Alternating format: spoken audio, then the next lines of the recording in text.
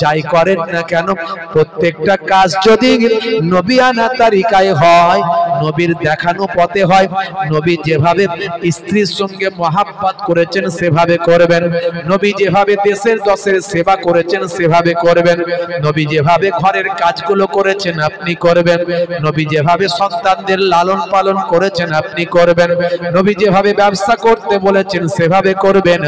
সব কিছু নবীর দেখানো পথে করবেন, নবীর নির্দেশিত পথে করবেন, নবী যেভাবে করতে বলেছেন সেভাবে করবেন। এভাবে যদি করা হয় আপনার সব কাজটা ইবাদতের মধ্যে গণ্য হবে। যাদের ভিতরে সুন্নত পাওয়া যায় তারা কেউ পথহারা হয় না। রাসূলের পথে যারা চলে দুনিয়ায় বাতিলের মাথা তারা মানে না। নিশীথ রজনীতে সেজদাতে যায়, হুসাইন তাদের নিয়ে ভাবনাতে রয়। নিশীথ রজনীতে সেজদাতে যায়, হুসাইন তাদের নিয়ে ভাবনাতে রয়। বিপদের মাঝে তারা যতই পড়ুক, বিপদের মাঝে তারা যতই পড়ুক, রাসূলের তারিকা ছাড়ে না।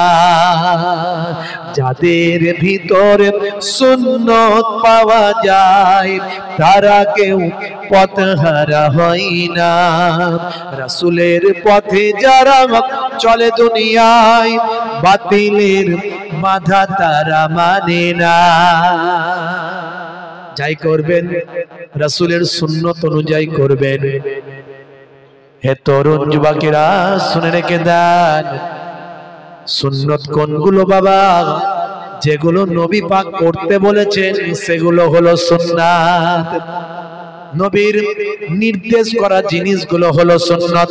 নবী করেছেন এবং করতে নির্দেশ দিয়েছেন সেগুলো হলো সুন্নাত। নবী যা করেছেন সেগুলো আমরা করতে পারবো না। পারবো? জোরে বলেন।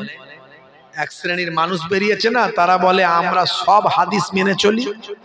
ভাই সব হাদিস কি মানা চলবে? জোরে বলেন। সব হাদিস মেনে চলতে পারবেন আপনি? আমল করতে পারবেন সব হাদিস? করা সম্ভব? নবীর জন্য কিছু খাস আছে না নাই? সব হাদিস আমরা কি করব? ভালোবাসবো, সব হাদিস বিশ্বাস করব, সব হাদিস মানব, কিন্তু সব হাদিস আমল করতে পারবো? নবী পাক সাল্লাল্লাহু আলাইহি সাল্লাম 11টা বিবাহ করেছেন, এই হাদিসটা আপনি আমল করতে পারবেন? মানে আপনি 11টা বিবাহ করা আপনাদের চলবে? চলবে? নবীর জন্য খাস। যেটা বলুন কি খাস। যারা বলে আমরা হাদিস ছাড়া কিছু মানি না, তো তারা 11টা করে বিয়ে করুক না, সব করুক।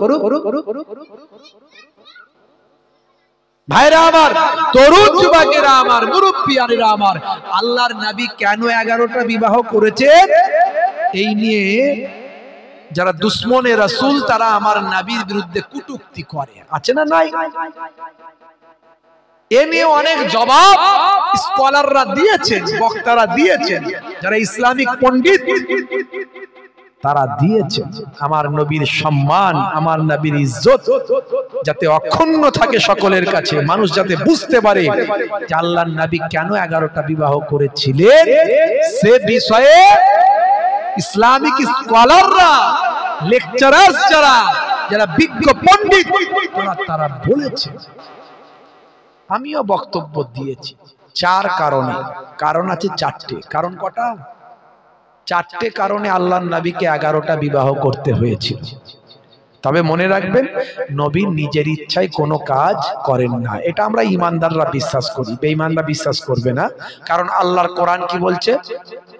মা ইয়ান্তিকু আনিল হাওয়া ইন্নাহু, ভাই আমার দোস্ত, মা ইয়ান্তিকু আনিল হাওয়া ইন হুয়া ইল্লা ওয়াহিয়ুন ইউহা। আমার নবী নিজের ইচ্ছায় কোনো কাজ করেন না যতক্ষণ না আমি আল্লাহ ওহী দিয়ে না জানিয়ে দিই। হে তরুণ যুবকেরা, হে আমার বন্ধুরা শুনে রেখে দিন বাবা, জেনে রেখে দেন, আপনারা আমার নবী নিজের ইচ্ছায় কোনো কথা বলেন না যতক্ষণ না আমার আল্লাহ ওহী দিয়ে না জানিয়ে দেন। মা ইয়ান্তিকু আনিল হাওয়া ইন হুয়া ইল্লা ওয়াহিয়ুন ইউহা। আমার আল্লাহর কোরআন বলে দিয়েছেন আমার নবী যে কাজগুলো করেছেন সবই আমার আল্লাহ নির্দেশনায় তিনি করেছেন। বন্ধুরা আমার, তরুণ যুবকেরা আমার, বিশ্ব নবী আমার চারটি কারণে দয়ার নবী রাহমাতুল লিল আলামিনকে 11টা বিবাহ করতে হয়েছিল। 1 নাম্বার হলো সামাজিক কারণ, 2 নাম্বার হলো রাজনৈতিক কারণ, 3 নাম্বার হলো শিক্ষা বিষয়ক কারণ, 4 নাম্বার হলো বৈধতা বিষয়ক কারণ। আল্লাহর নবী 4 কারণে বিবাহ করেছিলেন। রাজনৈতিক কারণ কোনটা?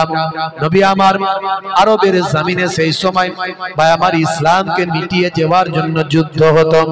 ইসলামের বিরুদ্ধে এক আল্লাহর কথা নবী প্রচার করতেন। এক আল্লাহর বিরুদ্ধে কুফারীরা তারা 360টা খোদা বানিয়েছিল।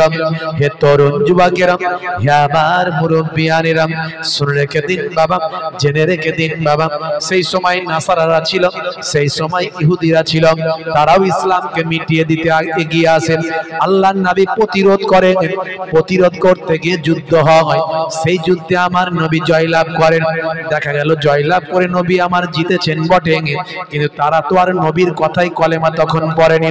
এমন সময় একটা সন্ধির জায়গা যখন এলো, হে তরুণ যুবকেরা, হে আমার মুরব্বিয়ানেরা, আমার আল্লাহর নির্দেশনায় নবী আমার সেই বাদশাহ কন্যাকে বিবাহের প্রস্তাব পাঠিয়ে দিলেন, যাতে করে তারা ইসলামের মধ্যে দাখিল হয়ে যায়, যাতে করে তারা আল্লাহ তাআলার সুশীতল ছায়ায় এসে অবস্থান করে।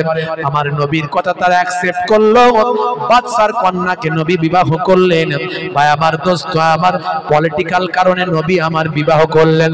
দেখা গেল সেই জামানার সেই এলাকায় সেই বাদশাহীর আন্ডারে হাজার হাজার মানুষ নবীর হাতে হাত দিয়ে ইসলামের কালেমা তারা পড়ে নিল। পলিটিক্যাল কারণ। সামাজিক কারণ আছে না নাই?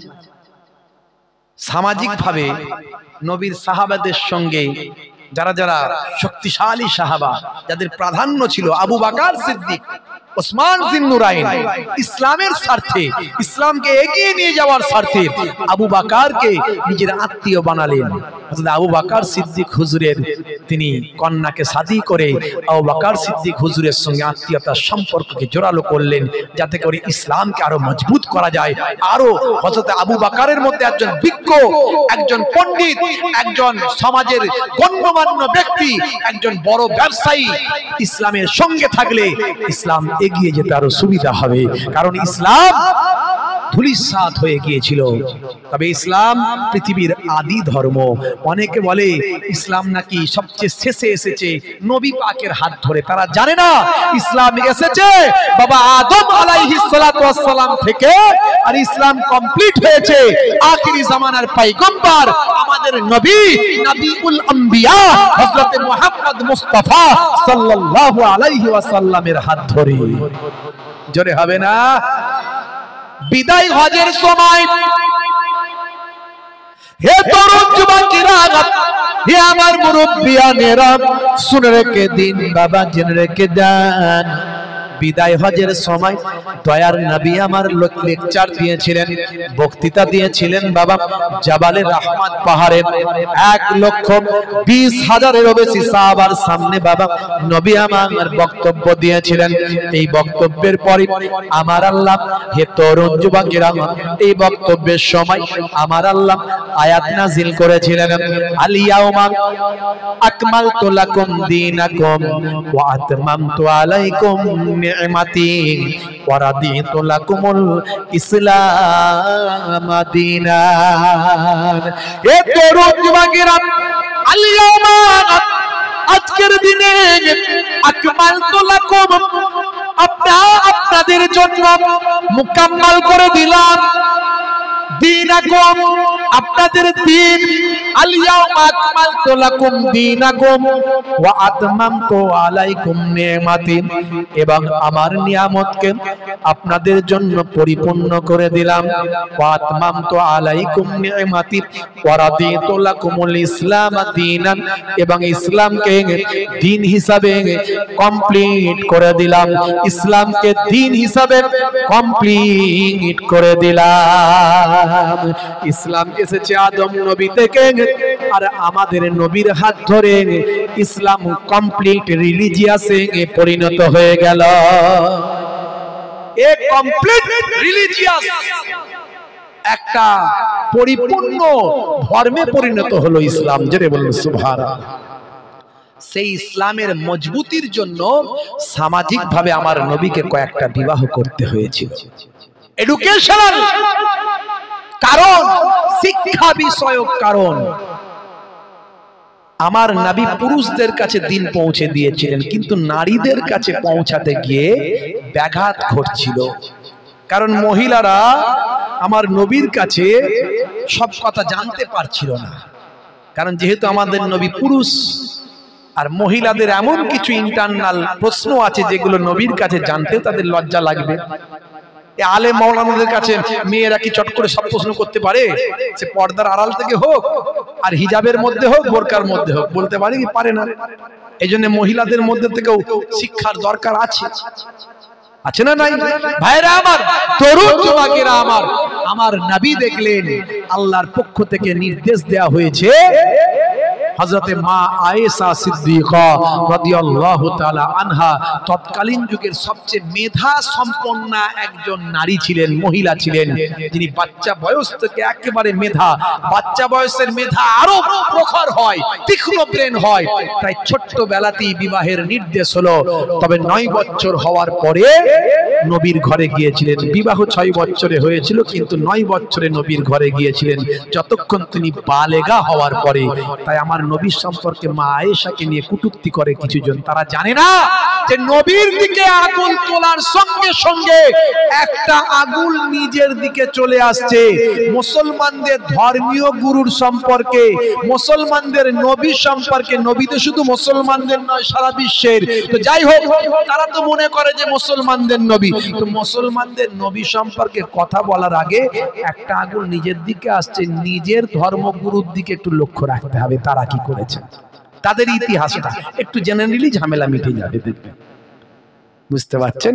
হ্যাঁ বন্ধুরা আমার, তরুণ যুবকেরা আমার, আমার কোনো অসৎ উদ্দেশ্য নয়, কাউকে আমি আঘাত করতে চাই না। ইসলাম শান্তির কথা বলেছে, সম্প্রীতির কথা বলেছে, ভ্রাতৃত্বের কথা বলেছে, পরধর্মে সহিষ্ণুতার কথা বলেছে, মানবিকতার কথা বলেছে। ভাইরা আমার, কিন্তু ইসলামের বিরুদ্ধে কথা বললে আমি মনে করি যিনি ইসলামের বিরুদ্ধে, প্রফেট মুহাম্মদুর রাসূলুল্লাহ সাল্লাল্লাহু আলাইহি সাল্লামের বিরুদ্ধে, কোরআনের বিরুদ্ধে যিনি কথা বলবেন, তাকে একটু নিজের পেছন দিকটা তাকিয়ে দেখা উচিত। একটা আগুন সামনের দিকে তুললে একটা আগুন নিজের দিকে থাকে, তার দিকে লক্ষ্য রাখা উচিত। আর ইসলাম বুঝতে গেলে তো অনেক জ্ঞান অর্জন করতে হবে বাবু। প্রথম চিন্তা ভাবনায় তোমার মনে হবে এটা কেন হলো, ওটা কেন হলো, তুমি আরেকটু গবেষণা করো, দেখবে তোমার মাথায় সব ঢুকে যাবে। আমাদের নবী সাল্লাল্লাহু আলাইহি সাল্লাম মা আয়েশা সিদ্দিকা রাদিয়াল্লাহু তাআলা আনহার মতো একজন প্রখর মেধা সম্পন্ন নারীকে বিবাহ করলেন ইসলামের স্বার্থে, নারী জাতির স্বার্থে, নারী জাতির কাছে Islamic religious, Islamic knowledge, Islamic law, Islamic আইনকে পৌঁছে দেওয়ার জন্য মা আয়েশা সিদ্দিকা রাদিয়াল্লাহু তাআলা আনহার মাধ্যমে নারীদের কাছে ইসলামের দ্বীন পৌঁছে দিয়েছিলেন। জোরে হবে না? এইরকম 4টে কারণে আমার নবী পাককে বিবাহ করতে হয়েছিল 11টা আল্লাহর নির্দেশে। তাহলে সব হাদিস যদি বলি আমরা গ্রহণ করব, 11টা বিবাহ কি আমাদের করা চলবে নাকি? চলবে? অত সহজ নয়। ইসলাম একটা কথা বলেছে, একটাতেই তোমাকে খুশি থাকতে হবে।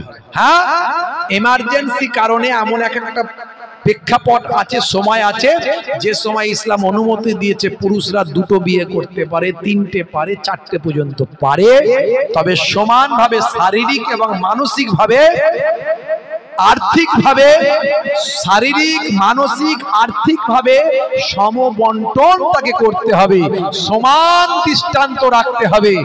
সেটা রাখা তো দূরের কথা, একটা বউ পালন দেখাশোনা করতে গিয়ে ছেলেদের চুল উঠে যাচ্ছে, আবার চারটেকে সমান বন্টন, সমানভাবে শারীরিক মানসিক ভাবে দেখাশোনা করার ক্ষমতা আছে? কোরআন বলে দিয়েছে তোমার যদি না থাকে তাহলে একটা বিয়েতেই তুমি সন্তুষ্ট থাকবে। কিছু মানুষ মনে করে মুসলমানেরা মনে হয় চারটে করে সব বিয়ে করে। আমি বলবো চোখটাই চারখানা চশমা লাগিয়ে তুমি যেখানে বাস করো তার পাশাপাশি তাকিয়ে দেখো কটা মুসলমান ভাই চারটে করে বিয়ে করেছে, ঘরে ঘরে খুঁজে দেখো, দেখবে সব একটা করে বিয়ে করে বসে আছে, তাদের চুল উঠে যাচ্ছে সবাই। কিছু মানুষ মনে করে যে মুসলমানরা মনে সব চারটে করে বিয়ে করে, এইভাবে ইন্টারনেটে সোশ্যাল মিডিয়ায় প্রচার করে, দেখবে। আর কেন যে চারটে করে বিয়ে করার অনুমতি দেওয়া আছে সেই পরিস্থিতিতে সেটা বুঝতে গেলে অনেক জ্ঞান অর্জন করতে হবে, তোমাকে পড়াশোনা করতে হবে, করো তবে বুঝবে। সব অ্যান্সার দিয়ে দিতে তো হয়েই গেল, একটু নিজে শেখো, নিজে পড়ো। হে তরুণ যুবকেরা, হে আমার বন্ধুরা, শুনে রেখে দিন বাবা, জেনে রেখে দেন। তাহলে সব হাদিস আমরা মানি, সব হাদিস আমরা পড়ি, কিন্তু নবী যেগুলো আমল করতে বলেছেন সেগুলো করি, যেগুলো আমল করতে বলেছেন সেগুলোই হলো সুন্নাত। এই জন্য আমরা বলি আহলে সুন্নাহ ওয়াল জামাত। যারা বলে আমরা আহলে হাদিস, শুধু হাদিস মানি, তাহলে মনে করতে হবে তোমরা সব হাদিস মানো। আর সব হাদিস যদি মানো তাহলে নবী 11টা বিবাহ করেছেন, এটা হাদিস তোমরা কি পারবে? নবী আমার আঙ্গুলের ইশারায় আকাশে চাঁদ দুখানা করেছেন, তোমরা কি পারবে? নবীর হাতে দিয়ে ভাই আমার পানি ঢালা হয়েছে, সেই পানিটা ফোয়ারার মতো পানি বেরিয়েছে, কারণ সেখানে পানি ছিল না, পানির ক্রাইসিস ছিল। নবীর শরীর থেকে হাতের উপর নবী বললেন অল্প পানি আছে আমার হাতে ঢালো, ঢালার সঙ্গে সঙ্গে ফোয়ারার মতো ফোয়ারা চালু হয়ে গেল আগুল দিয়ে, সেই আগুল থেকে পানির ফোয়ারা চলতে লাগলো, সেই পানিতে শত শত সাহাবায়ে কেরাম ওযু করলেন, হাত মুখ ধুয়ে নিলেন, ওযু করলেন। বাবা এ তরুণ যুবকেরা, নবী আমার যা করেছেন সেটা করতে আমরা পারবো না, বরং নবী যেটা করতে বলেছেন সেটা পারবো। হে তরুণ যুবকেরা, ভুল ব্যাখ্যা করবেন না, ভুল বুঝবেন না। এক শ্রেণীর আলেম এখন বেরিয়েছে বাবা, তারা কথায় কথায় বলে শুধু হাদিস ছাড়া আর কিছু মানি না। যদি হাদিস ছাড়া আর কিছু মানো না বলো, তাহলে এই কথাটা তুমি বলো বাবা।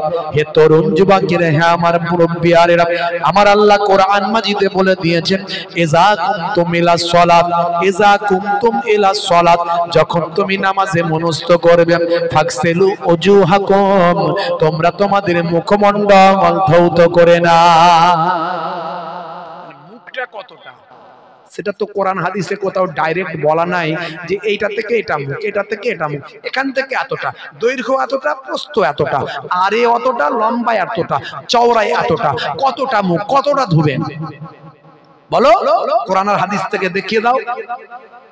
তখন বলছো আমাদের অমুক কিতাবে লেখা আছে, অমুক শায়েখ লিখেছে। আরে তার মানে তো ওই শায়েখের তুমি ইক্তেদা করছো, ওই শায়েখের তুমি তাকলিদ করছো, তার মানে তো তুমি মুকাল্লিদ হয়ে গেলে।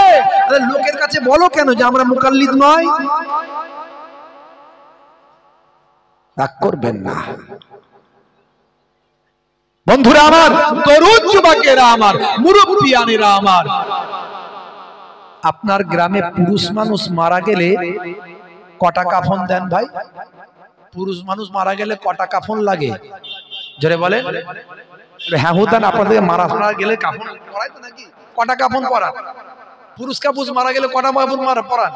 3টে পরান। আর মহিলা মারা গেলে কটা? জোরে বলেন। সবাই বলেন 5টা। জানেন তো নাকি সবাই? আচ্ছা বলেন তো, এটা তো আপনারা জানেন, এটা আপনারা জানেন, কিন্তু হিজড়ে মারা গেলে কটা পড়াবেন? বলে হুজুর কে বলবে 3টে, কে বলবে 5টা। কোথায় পেলেন? কোন হাদিসে লেখা আছে দেখাও, কারণ তুমি তো হাদিস ছাড়া কিছু মানো না, কোরআন ছাড়া কিছু মানো না। কোরআন আর হাদিস থেকে খুলে দেখাও যে হিজড়ে মারা গেলে কটা কাফন দিতে হবে।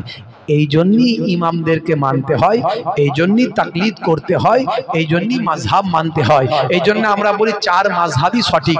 যে মাযহাব আপনি মেনে চলেন না কেন, চার মাযহাবই সঠিক। খালি কোরআনের ব্যাখ্যাটা তিনি তার মতো করে করেছেন, কিন্তু তিনি যা করেছেন সঠিক করেছেন। কারণ চার মাযহাবের যারা ইমাম ছিলেন তারা ছোটখাটো মোল্লা মৌলবী ছিলেন না, তাদের মনে হিংসা বিদ্বেষ ছিল না, তারা স্টেজে উঠে বক্তব্য রাখতে গিয়ে কটু কথা বলতেন না, গালাগালি করতেন না, খারাপ ভাষা ইউজ করতেন না, একে অপরের বিরুদ্ধে ভাই আমার চেষ্টা করতেন ইসলামের সৌন্দর্য বজায় রাখার, ইসলামের বিউটিটাকে পৌঁছে দেওয়ার।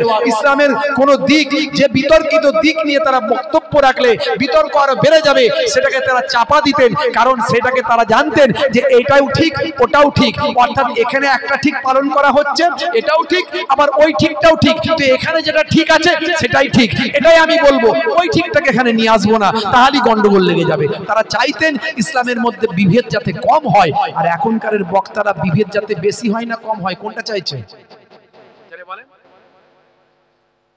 আমাকে একটা ছোটবেলায় একজন একটা কথা বলেছিল, হুজুর এখনকার নতুন নতুন বক্তা উঠছে তো তাদেরকে তো ভাইরাল হতে হবে, লোকে তো চিনতে হবে তাদেরকে। তারা সেজন্য কি করছে, চাচা আলিয়া থেকে পড়াশোনা করেছে, ফুরফুরা শরীফ থেকে পড়াশোনা করেছে, তো চাচা এলাকার একজন বড় মাওলানা, তার কাছেই সব লোক আসে। ভাইপো কোথায় মিশর থেকে পড়ে এসছে, তো পড়ে আসার পরেও ভাইপো দেখছে আমি এত দূর থেকে পড়ে এসেছি, কিন্তু যত লোক মিলাদ মাহফিল দোয়া তাবিজ আপনার কি বলেন ওই জানাজার নামাজ এটা ওটা সব চাচার কাছেই আসে, আমি এত দূর থেকে পড়ে এসেছি, লোক আমার কাছে কেউ আসে না। তখন কি করলো, একদিন চাচা কোনো কাজে বাইরে গেছে, তো কিছু লোক এসে বলছে আপনার চাচাজি কোথায়, একটা জানাজার নামাজ পড়াতে হবে, যে আপনার চাচাজি কোথায়? চাচা চাচা করছে সব সময়, আমি ভাইপোকে পছন্দ হয় না নাকি, আমি মিশর থেকে পড়ে এসেছি, আমাকে নিয়ে চলো। ঠিক আছে, এখন চাচাজি যখন নাই তাহলে আপনি চলুন। ভাইপো এতদিন পর একটা সুযোগ পেয়েছে ভাইরাল হওয়ার, বুঝতে পারছেন, এতদিন পরে একটা সুযোগ পেয়েছে ভাইরাল হওয়ার, চিন্তা করছে এমন একটা কাজ করতে হবে একবারেতেই যেন ছক্কা হাঁকাতে পারি, বুঝতে পারছেন। তো জানাজার নামাজে গিয়ে, বাপের কালে কেউ কোনোদিন শোনেনি যে জানাজার নামাজে আবার একামাত দিতে হয়, বুঝতে পারছেন, জানাজার নামাজে একামাত দিতে হয়। এবারে কি করলো, ও গিয়ে বললো এটা নামাজ, একামাত দিতে হবে, একামাত দাও একামাত দাও। লোকে শুনে বলছে সর্বনাশ, মুখ চাওয়াচাই করছে, জানাজার নামাজ আবার একামাত কবে থেকে শুরু হলো? আল্লাহু আকবার আল্লাহু আকবার আল্লাহু আকবার, আশহাদু আল্লা ইলাহা ইল্লাল্লাহ আশহাদু আল্লা ইলাহা ইল্লাল্লাহ, হাইয়া আলাস সালাহ হাইয়া আলাস সালাহ। সর্বনাশ, এসব তো নামাজে, জানাজার নামাজে তো রুকু নাই সিজদা নাই, তো এটা আবার একামাত কোথা থেকে এলো? কিছু জন বলছে হুজুর এই জানাজার নামাজে তো একামাত নেই, আপনি একামাত দিতে কেন বলছেন? কিছু জানো না, বিদেশ থেকে পড়েছি। কিছুজন বলে না না না হবে না, কিছুজন বলে এইসব কোথা থেকে কি সব শুরু করেছে বাবু, আমরা এতদিন বাপের আমলে কোনদিন শুনিনি, আমরা জানাজার নামাজ পড়বো না। কিছুজন আলাদা হয়ে গেল, আর কিছুজন বলে এই আগের মাওলানা কিছু জানে না, এই বিদেশ থেকে পড়াশোনা, এর বড় মাওলানা, এই যা বলছে ঠিক বলছে, কিছুজন পড়ে নিল। এই যে একবারই ছক্কা হাঁকিয়ে দিল, মানে কি যাওয়ার সঙ্গে সঙ্গে একটা সুযোগ পেয়েছে, দলটা ভাগ করে নিল। এতদিন কেউ চিনতো না, এখন অনেক মানুষ তার ভক্ত হয়ে গেল। এখনকার মোল্লা মৌলবীগুলো এসে এইগুলো শুরু করেছে। এই মুর্শিদাবাদের বক্তা দেখবেন, আগে মোবাইল রিপেয়ারিং এর কাজ করত, একজন আগে রাজমিস্ত্রির কাজ করত, এখন একটু দাঁড়ি ফাঁড়ি রেখে দিচ্ছে, আমার থেকে বড় দাঁড়ি, আপনার থেকে বড় দাঁড়ি দেখবেন, দেখানোর জন্য দাঁড়িটা, ওটা তো নবীর সুন্নতকে মানুষের কাছে প্রচার করার জন্য, নবী শান্তি বজায় রাখতে বলেছিল, ওরা শান্তি প্রতিষ্ঠা করার জন্য, এই জন্য নয়, ওরা যেখানে যায় অশান্তি, যেখানে যায় অশান্তি, খালি ফতোয়া, খালি ফতোয়া, ফতোয়া দিতে দিতে হারাম হারাম হারাম, বেদাত বেদাত বেদাত করতে করতে করতে করতে এদের বক্তব্য শুনবে, এরা বড় বড় আল্লাহর ওলিদেরকে বেদাতি বলছে। বাইজিদ বুস্তামি রাহমাতুল্লাহ আলাইহি এত বড় আল্লাহর ওলি, সেই আল্লাহর ওলি সম্পর্কে কোথা থেকে কার একটা লেখা বই কি ভুলভাল লিখেছে, কি করেছে, সেই বইটা দেখিয়ে দেবে। দেখো দলিল ছাড়া কথা বলছি না, এখানে কি বলেছে বাইজিদ বুস্তামি, বাইজিদ বুস্তামি এই কথাটা বলেছে, তার মানে বাইজিদ বুস্তামি বেদাতি। বলুন নাউজুবিল্লাহ। কারো সম্পর্কে ফতোয়া দিতে গেলে খুব ভালো করে আপনাকে জানতে হবে, ইসলাম বলেছে সোনা কথা বিশ্বাস করবে না, আর ও বাংলা চটি বই কে কোথাকারে লিখে দিয়েছে সেই কথা নিয়ে এসে বাইজিদ বোস্তামি রাহমাতুল্লাহ আলাইহি মুশরিক বলছে। মুশরিক, মুশরিক কাউকে বলা যায়? ইমানদারকে মুশরিক বললে সে নিজে মুশরিক হয়ে যাবে। হাদিসের মধ্যে আছে তুমি যদি কাউকে গালমন্দ করো, সে যদি সেটার অধিকারী না হয়, তাহলে সেই গালমন্দ তোমার দিকে রিটার্ন করবে, তোমার দিকে ব্যাক করবে। হাদিসের মধ্যে এসেছে। আর তুমি যাকে মুশরিক বলছো সে যদি মুশরিক না হয়, তুমি যাকে কাফের বলছো সে যদি কাফের না হয়, তুমি তো ঘুরিয়ে কাফের হবে, তুমি তো ঘুরিয়ে মুশরিক হবে। বাইজিদ বোস্তামি রাহমাতুল্লাহ আলাইহিকে এরা মুশরিক বলছে, বিদআতি বলছে। বলতে বলতে বলতে বলতে এদের জবান এত বেড়ে গেছে, এরা একেবারে সোজা সাহাবায়ে কেরামদের মধ্যে, খোলাফায়ে রাশিদিনদের মধ্যে, আশারায়ে মুবাশশিরাদের মধ্যে খলিফায়ে সানি হযরতে ওমর ফারুক রাদিয়াল্লাহু তাআলা আনহুকে বলছে বেদাতি। বলুন না নাউযুবিল্লাহ। কেন ভাই? না, হযরতে ওমর ফারুক রাদিয়াল্লাহু তাআলা আনহু রাষ্ট্রীয়ভাবে 20 রাকাত নামাজ প্রতিষ্ঠা করেছিলেন।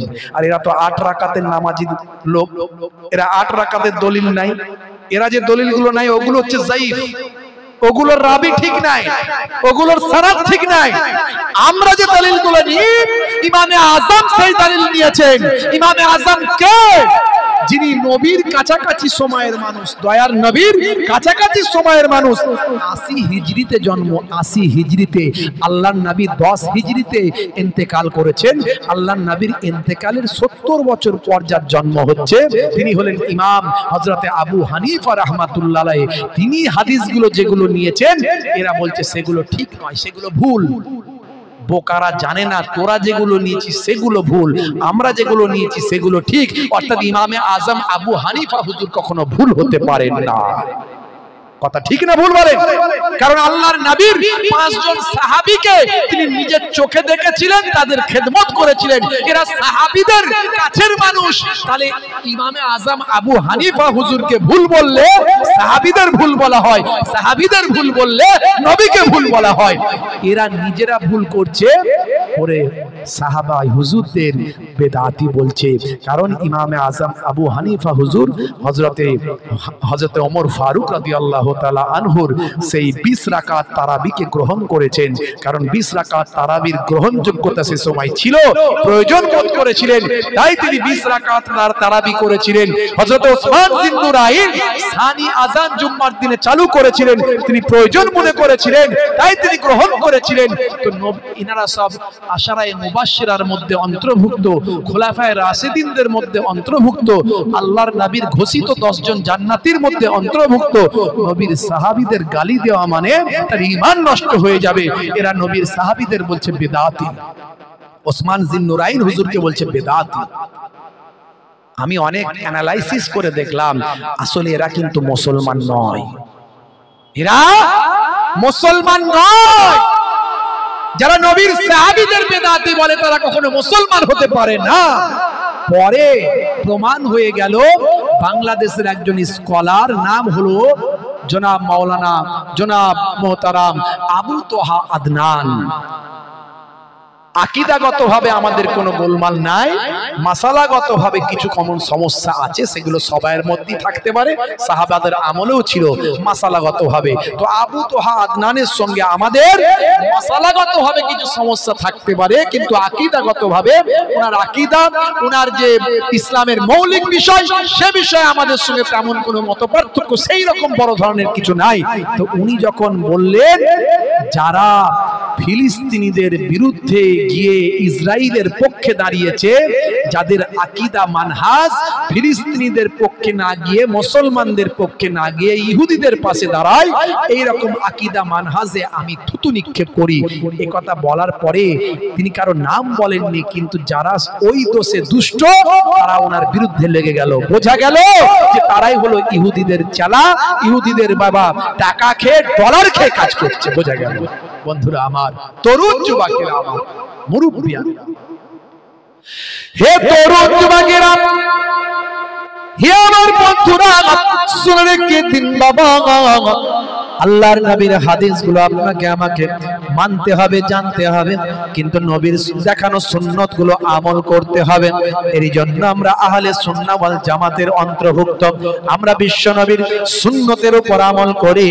হে তরুণ যুবকেরা, হে আমার মুরব্বিয়ানেরা, শুনে রেখে দিন বাবা, জেনে রেখে দিন বাবা, আল্লাহর নবীর সুন্নতগুলো মেনে চলুন, তাহলে আল্লাহর হুকুম ফরজ ইবাদতগুলো করুন, অর্থাৎ নামাজ, রোজা, হজ, যাকাত গুলো করুন, আর আল্লাহর নবীর দেখানো সুন্নতগুলো মেনে চলুন। এই দুটো কাজ আপনি করুন, আর এগুলো করার জন্য আপনার রোল নাম্বারটা ঠিক করুন, অর্থাৎ ঈমানটা মজবুত করুন। ঈমান মানে বিশ্বাস, আল্লাহকে বিশ্বাস, নবীকে বিশ্বাস, দয়ার নবীকে আপনি বিশ্বাস করবেন, সমস্ত নবীদের বিশ্বাস করবেন, কিতাব সমূহকে বিশ্বাস করবেন, ওয়া কুতুবিহি ওয়া রুসুলিহি ওয়াল ইয়াউমিল আখির ওয়াল কদরি খাইরিহি ওয়া শাররিহি মিনাল্লাহি তাআলা। ভাগ্যে ভালো মন্দ যা কিছু হয় সবই আল্লাহর পক্ষ থেকে হয়, আপনি বিশ্বাস করবেন। কিয়ামতের দিন বিশ্বাস করবেন, এই সব কিছুকে আপনি বিশ্বাস করবেন। আপনি বিশ্বাস করবেন সমস্ত পয়গম্বরেরা যারা ছিলেন বারহাক সত্য আল্লাহর পক্ষ থেকে বিশ্বাস করবেন। সমস্ত আসমানি কিতাবগুলো যেগুলো আল্লাহর পক্ষ থেকে এসেছে বারহাক সত্য আপনি বিশ্বাস করবেন। এ তরুণ যুবকেরা, আল্লাহ আছেন, আল্লাহ ছিলেন, আল্লাহ থাকবেন, এটা আপনাকে বিশ্বাস করতে হবে। এই সব কিছুকে বিশ্বাস করার নাম হলো ঈমান। এর জন্য বলেছি রোল নাম্বার ঠিক করুন, রোল নাম্বার ঠিক করুন, তারপর খাতা ভর্তি লিখুন। ওই খাতা ভর্তি লেখাটার আমলটা কাজে লাগবে, মাস্টার খাতা দেখবেন।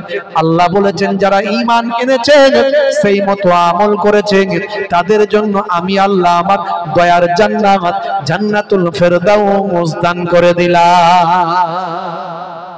ইন্নাল্লাযিনা আমানু ওয়া আমিলুস সালিহাত কানাত লাহুম জান্নাতুল ফিরদাউসে নুজুলা। বন্ধুরা আমার, তরুণ যুবক,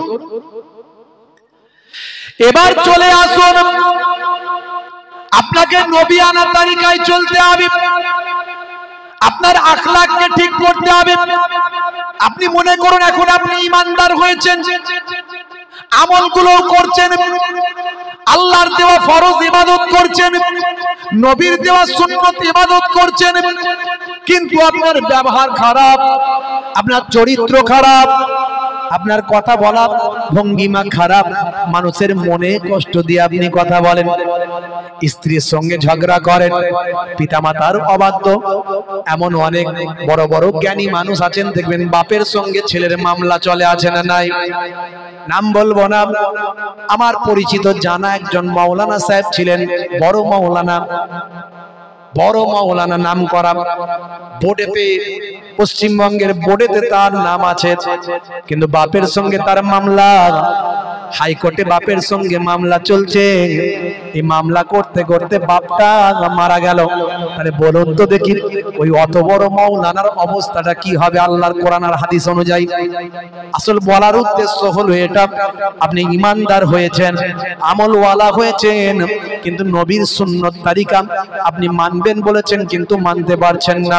সুন্নতগুলো আপনার মধ্যে আছে, কিন্তু নবীর তরিকা আখলাকটা আপনার মধ্যে নাই। চরিত্রটা আপনি গ্রহণ করেননি, নবিয়ানা তার চরিত্র আপনি গ্রহণ করতে পারেননি। এ তরুণ যুবকেরা, ছোটদের স্নেহ করতে পারছেন না, বড়দের সম্মান করতে পারছেন না, পিতামাতার খেদমত করতে পারছেন না, পাড়া প্রতিবেশীর সঙ্গে কেমন ব্যবহার করতে হবে আপনি জানেন না, অমুসলিম হিন্দু ভাইদের সঙ্গে, খ্রিস্টান জৈন বৌদ্ধের সঙ্গে কি আচরণ করতে হবে আপনি জানেন না। হে তরুণ যুবকেরা, হে আমার মুরব্বিয়ানেরা, আপনার ব্যবহারে মানুষ রুষ্ট হয়ে যায়, আপনার ব্যবহারে মানুষ অসন্তুষ্ট হয়। যদি আপনি নবিয়ানা তরিকা মেনে চলতেন, নবিয়ানা আখলাকটা যদি আপনার থাকতো, তাহলে পৃথিবীর মানুষ আপনাকে স্যালুট জানাতো। কোথায় আপনার নবিয়ানা তরিকা? নামাজও পড়ছে, চিটিংবাজিও করছে, আছে না নাই? দাড়ি টুপি রেখে ধাপ্পাবাজি করছে, মিথ্যা কথা বলছে, ছেলের বিয়েতে মোটা পণ নিচ্ছে, ছেলেরা মাচায় বসে বসে তাস খেলছে, চাচা আমার এসে বলছে, কিরে পল্টু কি চাল মারছিস? কেন গো চাচা? গোলাম ফেলেছি। বলছে বিবি নাই? বলে হ্যাঁ আছে। বিবি দিয়ে গোলাম মান না। এই তো চাচা নামাজ পড়ে এলে, বলে আর কি করব বল, 20 বছরের অভিজ্ঞতা, তোরা পারিসনি তাই বলে দিচ্ছি। হে তরুণ যুবকেরা, হে আমার বন্ধুরা, শুনে রেখে দিন বাবা, জেনে রেখে দেন। তাহলে আখলাকুন নববী মানান, নবী আনার তরিকাটা আপনার মধ্যে আনন, আপনার মধ্যে ব্যবহারের মধ্যে মার্জিত আনন, আপনার ব্যবহারের মধ্যে সৌন্দর্য আনন, আপনার আখলাকের মধ্যে ভাই আমার ব্রাইটনেস, উজ্জ্বলতা আনন, আপনার ব্যবহারে যাতে মানুষ সন্তুষ্ট হয়ে যায়। আল্লাহর নবীর জীবন জিন্দেগিটা কেমন ছিল একটু চিন্তা করুন। হে তরুণ যুবকেরা, নবী আমার রাস্তা দিয়ে যান, একটা বুড়ি মা, ইহুদিদের বুড়ি মা, ইহুদি বুড়ি মা একটা ঘরের কাচরা গুলো, নোংরা গুলো নবীর মাথায় ছুঁড়ে ছুঁড়ে মারে। আহারে, নবীকে তখন নবীর অনেক শত্রু, নবীর অনেক তখন শত্রু, এই দিক থেকে গালমন্দ করে, ও দিক থেকে কটু কথা করে, ও দিক থেকে নিন্দা মন্দা করে, ও দিক থেকে ভাই আমার নবীর শরীরে কাচরা ছুঁড়ে ছুঁড়ে মারে। দয়ার নবী আমার শরীর থেকে কাচরা নোংরা গুলো ফেলে দিয়ে নবী আমার হেঁটে হেঁটে চলে যান। হে তরুণ যুবকেরা, হে আমার মুরব্বিয়ানেরা, কয়েকদিন যেতে না যেতে, কয়েকদিন যাবার পরে, হে জওয়ান যুবকেরা, আল্লাহর নবী দেখলেন আজকে তো আর ওই ইহুদি বৃদ্ধা আমার উপর কাচরা ফেললো না, ওই ইহুদি বৃদ্ধা আমার উপর নোংরা মারলো না। আল্লাহর নবী চিন্তা করলেন নিশ্চয় মহিলা হয়তো অসুস্থ হয়ে গেছে বা কোনো সমস্যায় পড়েছে। দয়ার নবী চিন্তা করলেন আহারে, ওই মহিলা যদি সত্যি অসুস্থ হয়ে থাকে তাহলে আমার দায়িত্ব তার একটু খোঁজ খবর নেওয়া, প্রয়োজনে তার ট্রিটমেন্টের ব্যবস্থা করা, কারণ আমাকে আল্লাহ রাহমাতুল লিল আলামিন করে এ দুনিয়ায় পাঠিয়েছেন। ওয়া মা আরসালনাকা ইল্লা রাহমাতাল লিল আলামিন। হে তরুণ যুবকেরা, আমি দয়ার নবী, আমি মায়ার নবী, সারা আলামের জন্য রাহমাতুল লিল আলামিন। আলামিনটা হলো বহুবচন, আলাম হচ্ছে এক বচন। এই পৃথিবীর মতো আরো অনেক পৃথিবী আছে। হে তরুণ যুবকেরা, বিজ্ঞান এখন মাত্র 2% আবিষ্কার করেছে। বিজ্ঞান আবিষ্কার করেছে কতগুলো গ্রহ আবিষ্কার করেছে বন্ধুরা আমার, বৃহস্পতি, মঙ্গল, শুক্র, ইউরেনাস, নেপচুন, প্লুটো, পৃথিবী, এইভাবে কতগুলো গ্রহ বিজ্ঞান আবিষ্কার করেছে। কিন্তু মিলিয়ন মিলিয়ন ট্রিলিয়ন ট্রিলিয়ন নক্ষত্র গ্রহ এখনো আবিষ্কার করতে বাকি আছে। তাই বিজ্ঞান বলেছেন মাত্র 2% আমরা পৃথিবীর কুল কায়নাতের ভিতরে 2% আবিষ্কার করতে পেরেছি। হে তরুণ যুবকেরা, হে আমার বন্ধুরা, এর জন্য আমার আল্লাহ কোরআন মাজিদে ব্যবহার করলেন আলামিন শব্দ। আলাম মানে এই জগৎ, আলাম মানে এই পৃথিবী। এই রকম আলামিন বহু আছে, আলাম এরকম বহু আছে। সমস্ত আলামিনের মধ্যে, সমস্ত আলামিন গুলোর জন্য আমার নবীকে আমার আল্লাহ রহমত স্বরূপ পাঠিয়েছেন। হে তরুণ যুবকেরা, বুড়িমার কাছে নবী গেলেন, গিয়ে দেখেন বুড়িমা বিছানায় অসুস্থ। বুড়িমাকে বললেন, মা বুড়িমা, ও মা বুড়িমা, আপনি অসুস্থ মা, আমি মুহাম্মদ সাল্লাল্লাহু আলাইহি ওয়াসাল্লাম আপনাকে দেখার জন্য এলাম মা, আপনার কি প্রয়োজন বলুন। আমি মুহাম্মদ আরবি, মুহাম্মদ সাল্লাল্লাহু আলাইহি ওয়াসাল্লাম আপনার জন্য কি সেবা করতে পারি। বুড়িমা ঝরঝর করে কাঁদতে শুরু করলো, কেঁদে কেঁদে বলল, আরে মুহাম্মদ, তোমার বিরুদ্ধে আমি ভুল বুঝেছিলাম, তাই তোমার গায়েতে শরীরে প্রতিদিন কাচরা ছুঁড়ে ছুঁড়ে মারতাম। তোমাকে আমার দেশের মানুষেরা কত খারাপ মন্দ কথা বলে, বাজে কথা বলে, কিন্তু আমি দেখলাম তোমার মতো মানুষ হয়নি আর হবে না। আমি অসুস্থ হয়ে পড়ে আছি, কেউ আমার খোঁজ খবর নাইনি, কিন্তু তুমি আমার খোঁজ নেবার জন্য এসেছ। তোমার চরম শত্রুর কি সেবা করতে পারো বলছো। ও বাবা মুহাম্মদ, আমি বুঝতে পেরেছি বাবা, তুমি ছাড়া আর কে পয়গম্বর হতে পারে। পড়িয়ে দাও মহাবাণী মহাকালেমা। এই আখলাক কোথায়? আমরা সেই নবীর আখলাকের কথা বলি, আর স্টেজে বসে বসে এক বক্তা আর এক বক্তার বিরুদ্ধে নিন্দা মন্দ করছি। কথা ঠিক না ভুল? এক বক্তা এক আলেম আর এক আলেমের বিরুদ্ধে কটূক্তি করছি। একে তো সিলসিলা মাযহাব হানাফি, শাফি, মালিকি, হাম্বলি, তারপরে দেওবন্দি, আহলে হাদিস, লামাজহাবি, বেরলভি, ফুরফুরা, চরমনাই, এই সব আছে। যত দল আছে মনে রাখবেন, সব দলই মৌলিক বিষয়ে তারা হক জায়গাতে আছে, এক্সেপ্ট একটা আহলে খবিস নামক দল আছে, ওটা বাদ দিয়ে যারা সাহাবায়ে কেরামদের বেদাতি বলে, এই দলটা বাদ দিয়ে যত আহলে সুন্নাহ ওয়াল জামাতের যত দল আছে মৌলিক বিষয়ে তারা সব সঠিক জায়গায় আছে। পার্থক্যটা কি নিয়ে? সব ছোট ছোট আমল নিয়ে। এই আমল নিয়ে বিতর্কটা সাহাবাদের আমলেও ছিল। ইয়ামানের সাহাবী একভাবে রাফা আদাইন করতেন, অন্য জায়গার সাহাবী তিনি রাফা আদাইন করতেন না। ইমামে আজম আবু হানিফা হুজুরকে ইমাম আউজাই বলছে, আচ্ছা ভাই ইমাম আবু হানিফা, নোমান বিন সাবিত, আপনি একবার মাত্র রাফা আদাইন করেন, একবার। এই যে আমরা হাত তুলে একবার বাঁধি হাতটাকে, আল্লাহু আকবার, এই যে একবার, রাফা মানে উঠানো। রাফা মানে কি? উঠানো।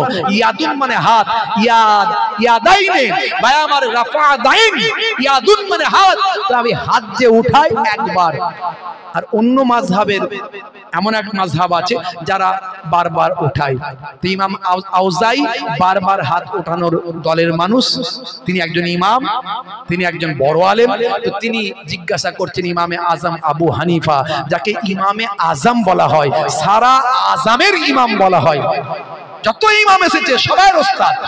তো সেই ইমামে আজম আবু হানিফাকে বলছে, আচ্ছা বলুন তো, আপনি একবার হাত ওঠান আর আমরা বারবার হাত ওঠাই, আমরাও তো হাদিসে পেয়েছি, তো আপনি এক হাতটা একবার কেন ওঠান? বলে শুনুন, আপনারা কার কাছ থেকে হাদিসটা নিয়েছেন? ইমামে আজম আবু হানিফা বলছেন, আচ্ছা ইমাম আউজাই, আপনারা কার কাছ থেকে হাদিসটা পেয়েছেন? বলছে আমরা পেয়েছি ইবনে ওমর থেকে।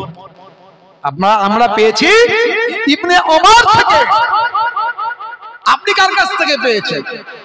ইমামে আজম আবু হানিফা বলছেন, আমি পেয়েছি ইবনে মাসউদ থেকে। আমি পেয়েছি ইবনে মাসউদ থেকে। ইমামে আজম আবু হানিফা বলছেন, আচ্ছা ভাই আউজাই, আপনি বলুন তো, এই ইবনে ওমর আর ইবনে মাসউদ, ইনাদের দুজনের মধ্যে কে সবচেয়ে বড় ফাকিহ ছিলেন?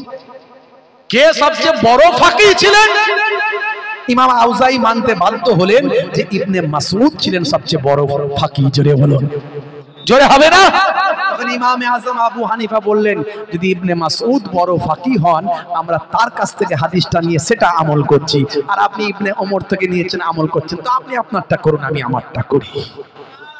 তাদের মধ্যে দ্বন্দ্ব ছিল না, একে অপরকে কাফের, বিদআতি, মুশরিক, গালমন্দ করা, কটূক্তি করা ছিল না। এখন যারা করে, খুব ভয়ঙ্কর ব্যাপার, দেওয়ালে পিঠ ঠেকে গেছে।